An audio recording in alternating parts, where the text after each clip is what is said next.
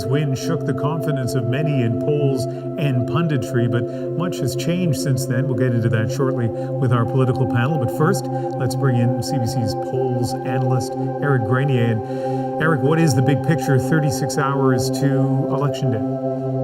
Well, it's still a very good position for Joe Biden. If we look at the numbers nationwide, he holds a lead of about 8 points over Donald Trump among decided voters in the United States, about 53% to 45%. And that's been a pretty stable lead. It's been between 7 and 11 points for really the last few months. We haven't seen it change very much. And Joe Biden does have a lead in enough states to win in the Electoral College. So he is in a good position going into Election Day.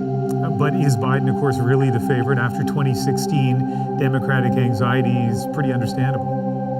Yeah, and there's lots of sources of uncertainty in this election, COVID and the way that's changing the way Americans are voting. But if we're just looking at the polls, Joe Biden's lead over Donald Trump is wider than Hillary Clinton's was in 2016. And if we look at the battleground states, Donald Trump needs to flip a lot of those all the way up to Pennsylvania, where Joe Biden currently has a lead of about 6 points in order to win. If we see the same kind of error in the polls as we did in 2016, it wouldn't be enough to overcome those margins in more than a couple states, not enough to win in the election. And a lot has changed since 2016. Pollsters missed a lot of people without college education in their polls in 2016. They've taken steps to ensure that those people are included this time because they were disproportionately supporting Donald Trump. And we're also seeing that the number of undecideds and people supporting third-party candidates much lower in this campaign. It was over 10% at this point in 2016. It's under 5% this time. So there's just not enough of these undecided voters to swing the election for Donald Trump.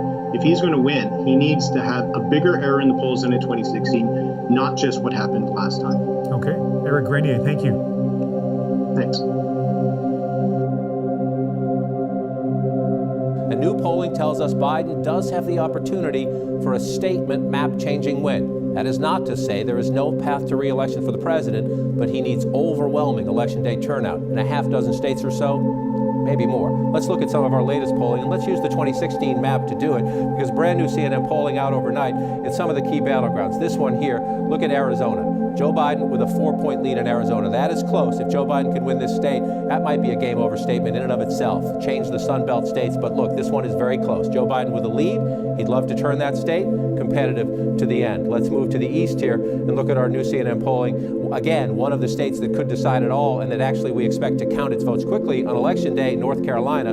Joe Biden with a 6-point lead in North Carolina. If that holds up, that would block the president. He needs North Carolina's electoral votes to win re-election. Joe Biden with a lead there. A couple others quickly. Michigan. Remember, Pennsylvania, Michigan, Wisconsin. That's what made Donald Trump president. He cracked the blue wall. Well, look at this. The new CNN poll, a 12-point lead for Joe Biden. A steady, stable lead we've seen for Joe Biden in Michigan. This one, 12 points heading into the final weekend. That would be a statement that the Democrats are getting the industrial states back. And then you move over to Wisconsin. Again, part of the president's big win 4 years ago. You see this here, an 8-point lead for Biden in Wisconsin. Just go back, remember the history, 47.8 to 47. Wisconsin was one of those in 2016, 22,000 votes and change, 52-44 there. Now, that is not to say the president can't come back, but let's switch maps to just show you something. That advantage in those states, right? Let's start with the president's map. This is the president's map back in 2016. If Joe Biden can win Arizona, like you just saw in our poll, win North Carolina, like you just saw in our poll, win Michigan, and win Wisconsin, that's enough right there. If he holds the Clinton states and then flips those 4, he would be the next president of the United States, and he can do it without Pennsylvania, without Florida, without Texas. The president has a path, but he has to turn people out overwhelmingly. One more just look here at the battlegrounds. If you look at the state of play right now, 10 battleground states on this graphic. Let me try to stretch it out for you a little bit. 10 battleground states on this graphic. What do you see? Only 2 of them does the president have leads in new polls. Florida by a little bit. Iowa, one poll last night shows him up by 7. But look at all the blue for Biden. Biden has more menu opportunities to get there. The president, draw to an inside straight flush maybe. Both candidates on the campaign trail in the final days hitting the battlegrounds, trying to get to 270. 3 days to put an end to a presidency that has divided this nation. 3 days. We can put an end to a presidency that has failed to protect this nation. 3 days. We can put an end to a presidency that has fanned the flames of hate. Biden is a Washington vulture who decimated your steel mills, annihilated your coal jobs, clean coal, and supported every disastrous sellout trade deal for over half a century. With us this Sunday to kick off the conversation and share their reporting and their insights, CNN White House correspondent Caitlin Collins, Jonathan Martin of the New York Times. Caitlin, to you first, because Donald Trump is running against Joe Biden, but he's also running against the coronavirus. And heading into this last weekend, Dr. Tony Fauci giving the most blunt interview yet, and he knows what he's doing here. The election is right around the corner. Dr. Fauci, this is from the Washington Post. He says, Fauci said former Vice President Joe Biden's campaign is taking it seriously from a public health perspective. Trump, Fauci said, is looking at it from a different perspective. He said that perspective was the economy and reopening the country. Dr. Fauci saying right there, Joe Biden has a public health plan about the coronavirus, and the president does not, 2 days before America votes. Yeah, it's a pretty scathing indictment of the way that the president has handled this. And it's been clear that Dr. Anthony Fauci and the president have not agreed about the approach to the pandemic for several months now. But to see it put in that stark of terms as voters are casting their ballots, they are making this decision. And we know that the pandemic is hanging over all of this. And that is not what President Trump wanted. For several months throughout this pandemic, he talked about how November he thought things would be better. He thought we would be rounding the corner, is the phrase he uses so often. And of course, we are seeing in the numbers that we're not even close. We're actually going in the other direction, seeing some of the highest case numbers we've ever seen. And Don, I've been talking to Trump campaign officials and the president's allies. They're not happy about this because they know that the president does not have a good credibility meter when it comes to the pandemic. And they know that if that is the top of mind for voters, it does not bode well for them on Tuesday. And so, Jonathan, you look at all the numbers, and it's dizzying, the number of late battleground state polls, and some of them are contradictory. One poll has Trump up in Florida, one poll has Biden up in Florida. There's a poll out of Iowa the recent polls have shown it very close. All of a sudden, the Iowa poll seems to show Trump momentum. So we're going to count this out on Tuesday, but it is just indisputable that Joe Biden has many more options, many more menu options to get to 270 electoral votes and beyond, many, many more. You write with your colleague Alex Burns in the paper today, in Wisconsin, voters who did not cast a ballot in 2016 favor Mr. Biden by 19 points. They have a similarly lopsided preference in Florida, where Mr. Biden leads by 17 points. The advantage with people who sat out 2016 is 12 points in Pennsylvania, 7 points in Arizona. The Trump campaign keeps telling us they've registered people who didn't play in 2016. They're going to overwhelm us on Election Day. But you say, at least so far, the evidence points in the other direction.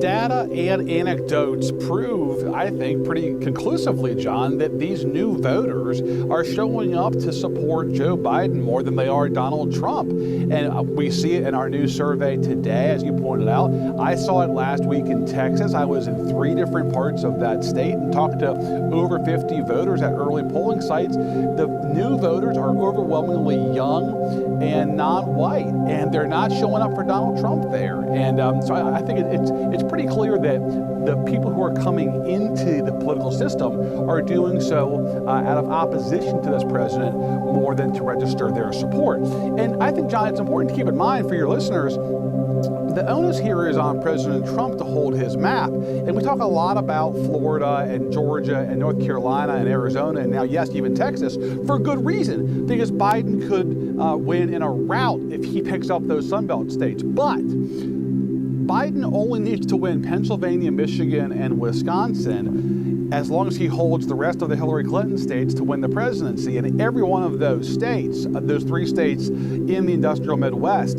Joe Biden is leading and has been leading for months. President Trump has not led in a poll in any of those states for months. Right, and so you see 4 rallies by the president just yesterday in the same state, the Commonwealth of Pennsylvania, right. Caitlin Collins. That tells you everything you need to know. He is trying to find people, bring them out of the woodwork and more. I want you to listen to a little bit of the president yesterday. This is Butler, Pennsylvania. The president yesterday trying to make his closing message. He knows the coronavirus is spiking everywhere, including in the Commonwealth of Pennsylvania. And instead of trying to address, here, I'm your president, here's what I'll do differently, he talks about Joe Biden. Biden will delay the vaccine and impose a crushing lockdown on all Americans. Under Biden, there will be no school, no graduations, no weddings, no Thanksgiving, no Easter, no Christmas, no 4th of July, no nothing. All right, that fails a fact check in many regards. The former Vice President, Mr. Biden, has said he'd be happy to have a vaccine as quickly as possible if the scientists support it. And he says he does not support a national lockdown. He supports targeted measures, including more mask use and, yes, shutting down places if you have a spike. But the bigger point to me is that we've watched around the world. We've watched governors and we've watched mayors. Boris Johnson making the painful decision to put his country, the UK, back into lockdown. The President of the United States has not once taken a break from the campaign trail as the cases have spiked in recent days to address the American people as their president, whether it's to defend his plan, whether it's to change his plan, whether it's to tell them about what lies ahead. Instead, he does all these rallies where he says things about the virus that simply aren't true.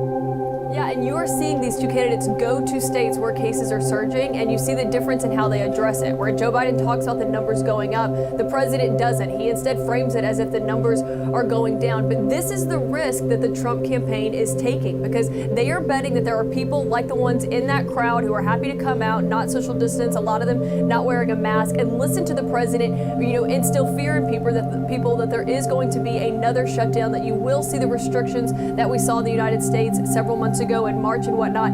But the risk in that is that there are also a lot of people who don't want to go to a rally like that, who have not been around a crowd like that in a year now. And so the risk is that they are going to alienate those voters by holding these rallies, by pushing that message to where voters are going to see Biden potentially as a safe alternative. And so that's their fear here, because you're right, the president is taking this in a much different approach than someone like Boris Johnson, who says, I don't want to lock the country down for another month, but that's where we're going because our cases are going up. We are seeing cases go up, and the president is taking not only that approach, he's taking the opposite approach by holding these rallies and by saying that businesses and states need to be opened back up fully to where they were at pre-pandemic levels.